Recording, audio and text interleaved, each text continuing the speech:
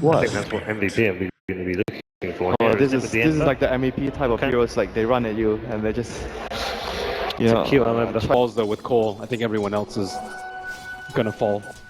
And Grave is not particularly great. Yeah, that's true.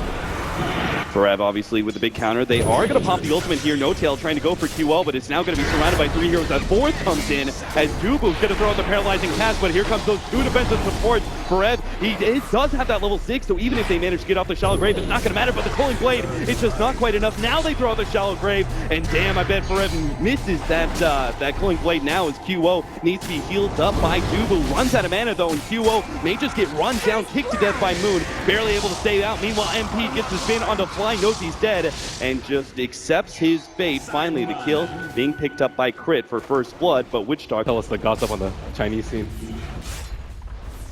still trying to do this sort of dual lane scenario against QO. Probably the most explosive player. Oh, and Forev in some serious trouble. Miracle doesn't have a waveform for another 3 more seconds. It looks like Forev does have the movement speed to get out. The Battle Hunker keeping Miracle slowed down just enough that he can catch him with a second waveform. Meanwhile, QO is playing a rather dangerous game. He's going to come forward, tries to go on Fly. It's low enough. Another right click almost finished him off, but they still managed to get the kill on Dazzle. The Boars, though, get the kill for Moon instead. Not worth the trade-off. Hour is finally going to go down in the bottom lane. Miracle picks that one up, speeding up his, what I can only presume is the Lincolns required this game. We've got Omni Slash, maybe Paralyzing Pass. Oh, jump on mid. QO gonna die again as Moon Meander manages to make the initiation there alongside No Tail. And the relocate is just easy follow-up. Now they've got 3 different heroes, all cores here ready to beat down that tier 1 tower, and MVP Phoenix not in a position to defend really. It looks like they're still gonna try and collide here, but QO is still another 12 seconds out. And Miracle hits really hard right now. 119 damage, combine that with Inner Beast and Overcharge. Bevy trying to get the deny. Meanwhile, MVP Phoenix coming in for the side. They're going to go and start going on Crit, but Miracle is going to challenge Dubu here. The right click almost enough to finish him off, but he managed to get a Fairy Fire. Meanwhile, Crit, oh, a heal actually managed to stop the Culling Blade, and again, that movement speed might be critical as MVP Phoenix are not able to get themselves, extricate themselves out of that team fight. That'll be Axe going down first. The Witch Doctor almost cleaned up. Bevy almost going down as well as the Flame Breath of all the fights because their initiation, but now with this early farm, it seems like OG may actually be able to get their initiating items on a relatively quick pace. MVP Phoenix, smart though, they're going to be able to stop out Grit. Will be able to get their first track kill of the game rather easily. Turns back towards Miracle, who's already got a replicate out, so he can jump over to that one. The call is going to lead the way though. They are going to get a lot of damage onto Miracle. He's ready to jump out in a second and should be able to escape. Meanwhile, the OG racking up even their lower cores, like the Beastmaster and Dragon Knight, are about to contest the Juggernauts. They're going to jump here on a replicate, blowing everything they had.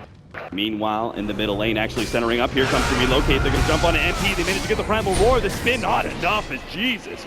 That Shadow Wave from Fly manages to help OG burst down the Juggernaut so quickly. And an invisible No Tail Here, as they move the replicate into the river. MVP Phoenix scouting it here.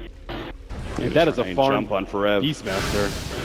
Beastmaster. Oh, Miracle himself actually jumped over to it, trying to pick up the Matter Root, but this could be perfect. Miracle almost gets bursted down immediately, starts morphing strength though, and now the rest of OG able to surround their carry and push back against MVP Phoenix, getting the initiation, and now the push uphill. Perez stuck on the cliff is going to try and make his way back down. Blinks in, manages to get the call, but just can't get the damage done as the rest of his team is being pushed back by No Tail. Now Forev is going to get stunned up by Miracle, rather large stun at that. QO gets the chain, creates the space for Forev to be able to get the blink out, and MVP Phoenix should be able to escape with no further losses, but considering that was a smoke gank that turned winning them in this smoke while Morphling himself pushes out bottom, this allows OG to perhaps get the surprise jump on MVP Phoenix. There it is, Blink Dagger reveal on the QO, follow-up Primal Roar to make sure there's no hope of QO being able to get out, and OG, now with their positioning, will push high ground and challenge MVP Phoenix to defend. And where's their anti-push? They've got absolutely nothing on this. He's supposed to jump into a Morphling and a Dragon Knight who are tanky as hell and get burned away by the Necronomicon. He doesn't really have a hope of cutting through those heroes, and he's just going to end up losing a lot of HP and mana in the process. And now Ember Spirit has to feel very worried. Oh, they managed to get a call on No Tail, pulling him back into the tier 3 area.